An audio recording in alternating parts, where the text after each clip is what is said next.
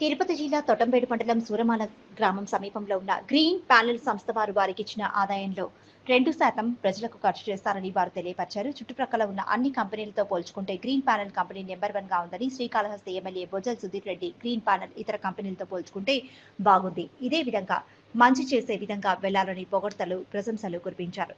P4 project company green panel కు first prize ఇచ్చారు.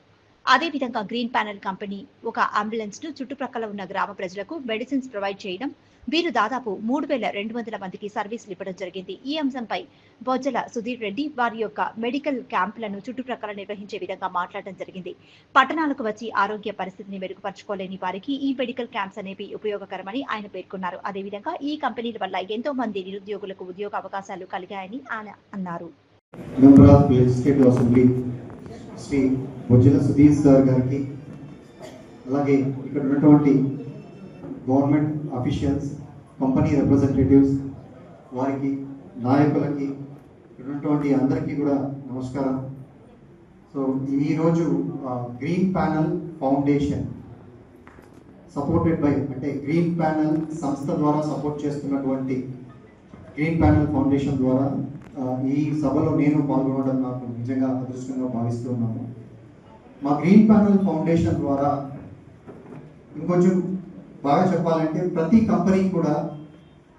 కంపెనీలో చిన్న స్థాయి నుంచి పెద్ద స్థాయి వరకు ఉన్నటువంటి ఉద్యోగులందరూ సంవత్సరమంతా కాలం కష్టపడిన తర్వాత, అలాగే ఒక మంచి లీడర్షిప్లో ఒక విజన్ ఉన్నటువంటి లీడర్స్ ద్వారా కంపెనీ యొక్క లాభాలు వచ్చిన తర్వాత ఆ లాభాలను 2% ఖచ్చితంగా సమాజ సేవకి ఉపయోగించాలి అన్నటువంటిది చట్టం చెబుతుంది, కంపెనీస్కి చట్టం చెబుతుంది. బట్ దాన్ని ఎంత ఎఫెక్టివ్గా ఛానలైజ్ చేయాలి అన్నటువంటిదే ఈ P4 ప్రోగ్రామ్.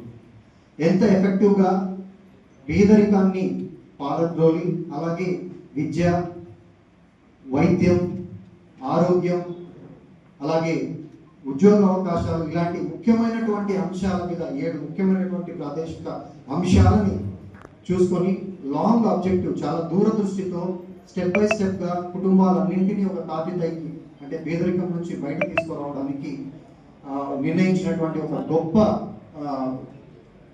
దూరదృష్టితో ఆలోచించిన కార్యక్రమం P4. ఇందులో భాగంగా గ్రీన్ ప్యానెల్ ఫౌండేషన్ నుంచి ఆగస్ట్ 15 తర్వాత మేము మా కంపెనీ ద్వారా వైద్యానికి సంబంధించి కొన్ని కార్యక్రమాలను ప్రారంభించాము. దాదాపు ఈ తొట్టంపేటలోనే 3320 బెనిఫిషరీస్కి పైగా ప్రతిరోజు ఒక్కొక్క గ్రామానికి మేము వెళ్ళి వైద్య సేవలు అందిస్తున్నాము.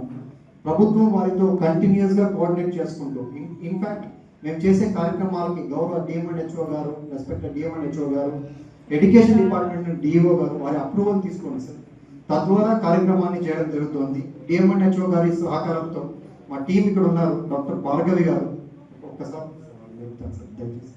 సో డాక్టర్ భార్గవి గారు, వీణా మా స్టాఫ్ నర్స్, అలాగే ఫార్మసిస్ట్ మా ఓం ప్రకాష్, మా ప్రోగ్రామ్ కోఆర్డినేటర్కి స్పెసిఫిక్గా P4 కోఆర్డినేట్ చేద్దాం సార్ కిరణ్ కుమారి, చాలా ఎక్స్టెంట్ కాళాశ్రీ వారు సార్, వీళ్ళంతా ఇక్కడ లోకల్ వాళ్ళు, వీళ్ళందరూ కూడా దయచేసి కూర్చోండి, వీరందరూ కూడా సో టీం అంతా కూడా P4 కోసం వర్క్ చేస్తా ఉన్నారు. అలాగే P4 అన్నది ఒక ఫేస్ పెట్టుకొని చుట్టుపక్కల ఉన్నటువంటి అనేక గ్రామాల్లో కూడా ఒక విలేజ్ మేము అడాప్ట్ చేసుకున్నది రౌతు సురమాల అయినప్పటికీ మండల స్థాయిలో హానరబుల్ ఎమ్మెల్యే గారు, అలాగే గవర్నమెంట్ సీనియర్స్ కాన్స్టిట్యూన్సీ వారి అందరి అడ్వైస్ ప్రకారం సో మేము అనేక కార్యక్రమాల్లో ముందుండి చేయడానికి మాకు ఒక అవకాశం దొరికింది P4 ద్వారా.